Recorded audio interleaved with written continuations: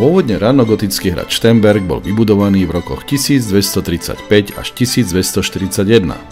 V roku 1467 bol dobitý a rozborený vojskami Jiřího z Poděbrad. Obnovený bol na prelome 15. a 16. storočia v štýle neskorej gotiky. Pritom bol súčasne zväčšený prístavbou nových budov.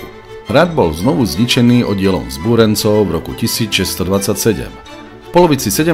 storočia bol predstavaný do barakovej podoby. Posledné stavebné úpravy, ktorými hrad získal dnešnú podobu, boli vykonané začiatkom 19. storočia. V roku 1992 bol hrad v reštitúcii vrátený Zdenkovi Stenbergovi. Je pozoruhodné, že hrad je dodnes v držbe rodu jeho niekdajšieho staviteľa Zdeslava zo Stenberga.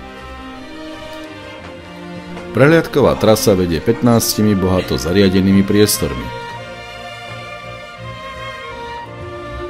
Expozičné miestnosti sú doplnené zaujímavou zbierkou historických zbraní, súbormi vzácneho porcelánu a rôznymi ukážkami drobného umeleckého remesla uplynulých storočí.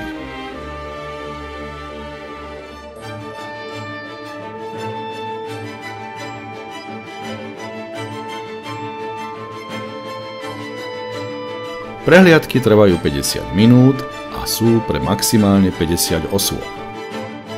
Otváracia doba je od útorka až do nedele od 9. hodiny do 17. hodiny. V niektorých mesiacoch sú jednotlivé okruhy otvorené až do 18. hodiny.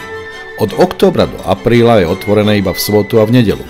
Návštevný čas si vždy overte na oficiálnych stránkach tohto hradu. V prípade, že budete tráviť svoju nasledujúcu dovolenku v okolí rieky Sázavy, určite odporúčame navštíviť toto nádherné historické miesto.